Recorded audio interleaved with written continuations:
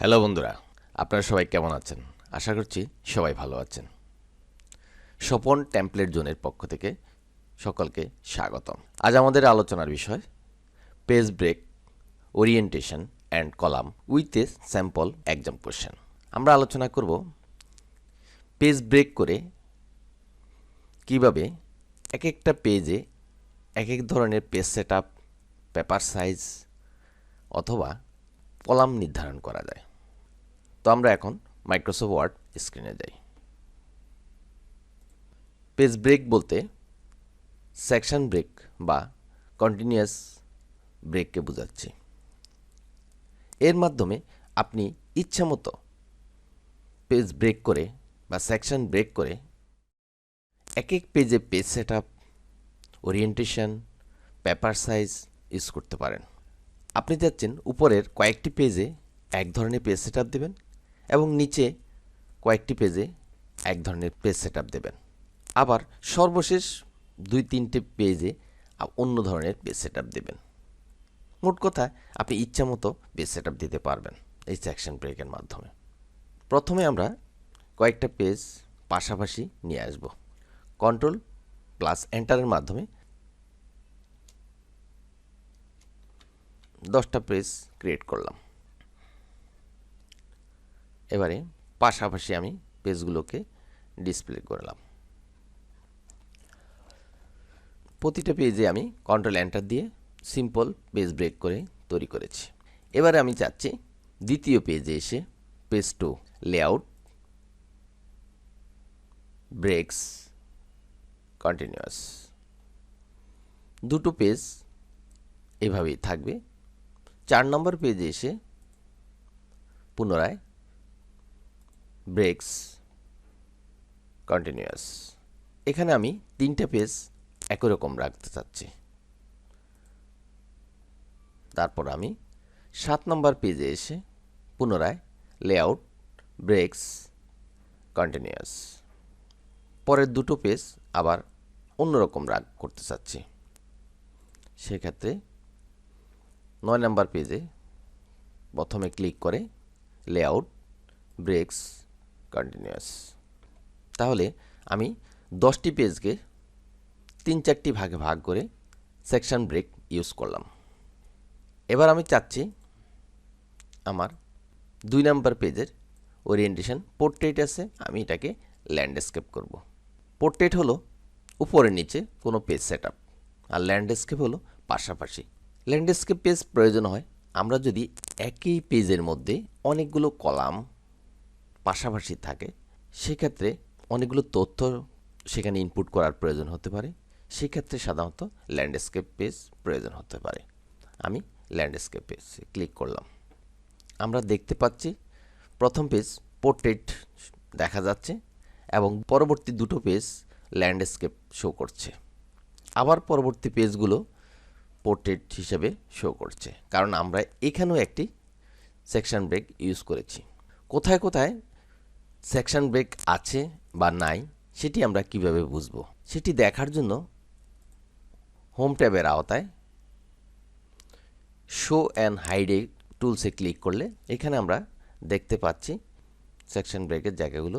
এবার আমি চাচ্ছি এই পেজগুলো পোর্ট্রেট থাকবে এবং এই পেজটি ল্যান্ডস্কেপ করব। সেক্ষেত্রে 6 নম্বর পেজে প্রথমে ক্লিক করে লেআউট, ব্রেকস, কন্টিনিউয়াস, ল্যান্ডস্কেপ।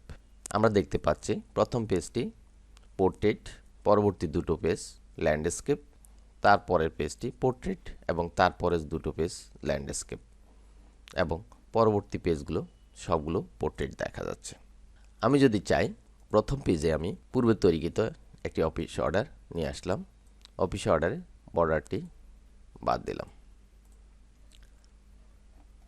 দ্বিতীয় পেজে আমি অনেকগুলো কলাম বিশিষ্ট একটি টেবিল তৈরি করব।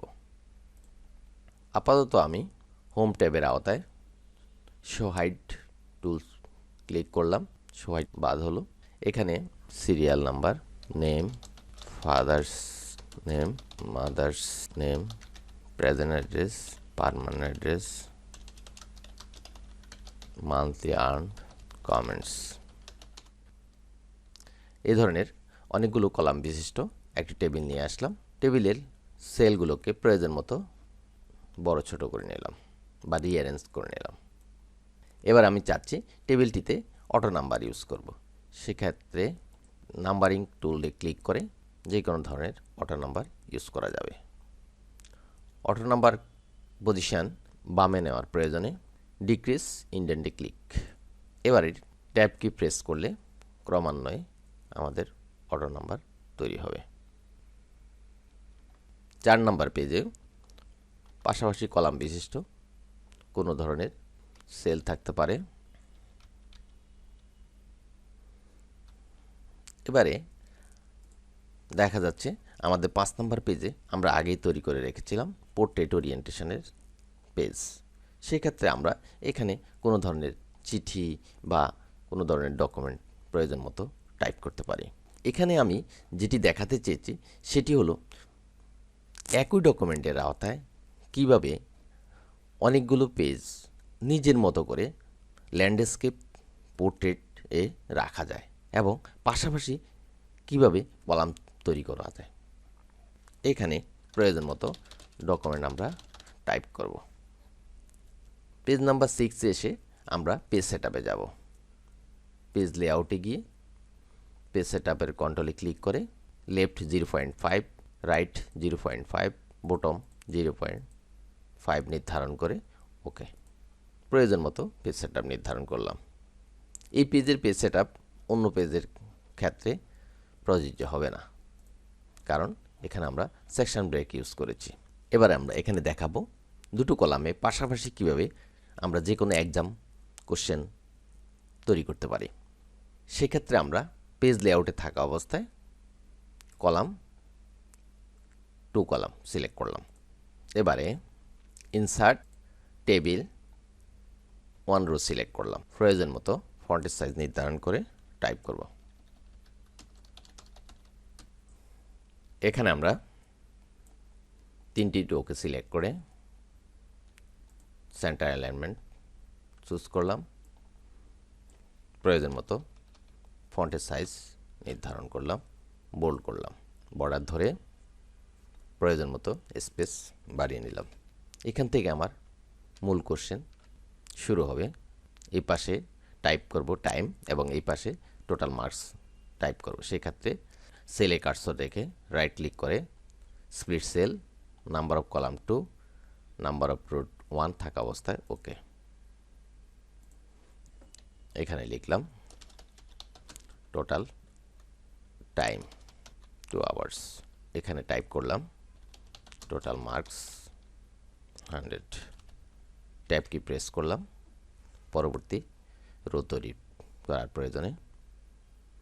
প্রয়োজন মতো ডিস্টেন্স তৈরি করলাম। টেবিলের বাম পাশে মাউস পয়েন্টার নিয়ে ক্লিক করে রোটি সিলেক্ট করলাম এবং রাইট ক্লিক করে মার্জ সেল দিলাম। পুনরায় রাইট ক্লিক করে split cell, number of column 3, number of row 1 okay. কোশ্চেনের সিরিয়াল নাম্বারের জন্য একটি কলাম রাখলাম। এই পাশে প্রতিটা কোশ্চেনের মার্কসের জন্য একটি কলাম রাখলাম। টেবিলে টেক্সটের বাম পাশে এবং ডান পাশে একটা ফাঁকা স্পেস থাকে। আমি চাচ্ছি এই টেক্সটের পাশে যে ফাঁকা স্পেস সেটি কমিয়ে দিতে। সেক্ষেত্রে টেবিলের যে কোনো জায়গায় রাইট ক্লিক করে টেবিল প্রপার্টিস অপশন, এখানে আমরা 0.4 নির্ধারণ করলাম ওকে ওকে। সেক্ষেত্রে আমাদের ফাঁকা স্পেস কমে আসলো। এবারে আমি যদি চাই অটো নাম্বার ইউজ করতে, সেক্ষেত্রে আমি এখানে অটো নাম্বার ইউজ করতে পারি। এখান থেকে এই ধরনের অটো নাম্বারিং ইউজ করব। আমরা উপরে অটো নাম্বার ইউজ করেছিলাম, ওই কারণে এখানে সে সিরিয়াল শো করছে। এবারে নাম্বারের উপর রাইট ক্লিক করে রিস্টার্ট 1-এ ক্লিক, সিরিয়াল প্রথম থেকে শুরু হবে। ট্যাব কি প্রেস করলে পরবর্তীতে আমরা অটোমেটিক সিরিয়াল চলে আসবে। 3 বার ট্যাব কি প্রেস করতে হবে। প্রথম ট্যাব কি দিয়ে পরবর্তী কলামে যাবে, দ্বিতীয় ট্যাব কির মাধ্যমে সিরিয়াল নাম্বারে যাবে এবং সর্বশেষ ট্যাব কির মাধ্যমে আমাদের যেখানে আমরা কোশ্চেন লিখব সে পজিশনে যাবে। এই প্রক্রিয়ায় আমরা যখনই আমার এ পাশের জায়গা শেষ হলো, সাথে সাথে আমার পাশের কলামে লেখা চলে আসলো, কারণ আমি পাশাপাশি দুটো কলাম তৈরি করেছিলাম লেআউটে গিয়ে কলামের মাধ্যমে দুটো কলাম তৈরি করেছিলাম। এবার আমি কোন কোশ্চেনের জন্য কত মার্ক হবে সেটি নির্ধারণ করে দিতে পারি। টেবিল বর্ডার বাদ দেওয়ার প্রয়োজনে টেবিলের কন্ট্রোলে ক্লিক করে হোম রিবনের আওতায় নো বর্ডার চলে গেল। বিশেষ কারণে বর্ডার দেখতে চাইলে লেআউট ভিউ গ্রিড লাইনে ক্লিক করে বর্ডার দেখা যাবে। আবার বাদ দিতে চাইলে ভিউ গ্রিড লাইনে ক্লিক করলে বর্ডার চলে যাবে। এই অবস্থায় আমি যদি চাই 7 নম্বর পেজে 4 কলাম বিশিষ্ট বা 3 কলাম বিশিষ্ট কোনো ধরনের লেখা বা প্রয়োজনীয় লেখা টাইপ করব, সেক্ষেত্রে পেজের প্রথমে কার্সর রেখে লেআউট ব্রেকস কন্টিনিউয়াস একটি সেকশন ব্রেক ইউজ করলাম। এবারে লেআউট ট্যাবের আওতায় পুনরায় columns, more columns, number of column 3 বা 4 প্রয়োজন মতো লিখে এবং একটি কলাম থেকে আরেকটি কলামের মাঝে কতটুকু স্পেসিং হবে সেটি আমরা এখানে প্রয়োজন মতো নির্ধারণ করতে পারি। আমি মনে করি স্পেসিং 0.5 নির্ধারণ করে ওকে। এখানে প্রয়োজন মতো লেখা টাইপ করব।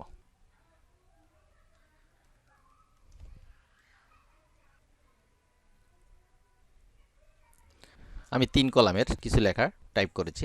এক্ষেত্রে আমি যদি চাই আমার লেখাগুলোকে লেফট অ্যালাইনমেন্টে না রেখে জাস্টিফাই করতে, সেক্ষেত্রে সবগুলো লেখা সিলেক্ট করে হোম ট্যাবের আওতায় জাস্টিফাই টুলে ক্লিক বা কন্ট্রোল জে। এবারে আমরা মাঝে স্পেস দিয়ে 3টি কলাম দেখতে পাচ্ছি। এখন আমি 10 নম্বর পেজে এসে কন্ট্রোল এন্টার প্রেস করলাম, নতুন আরেকটি পেজ নিয়ে আসলাম। আমি চাচ্ছি 11 নম্বর পেজটি আমি পুনরায় ল্যান্ডস্কেপ করব।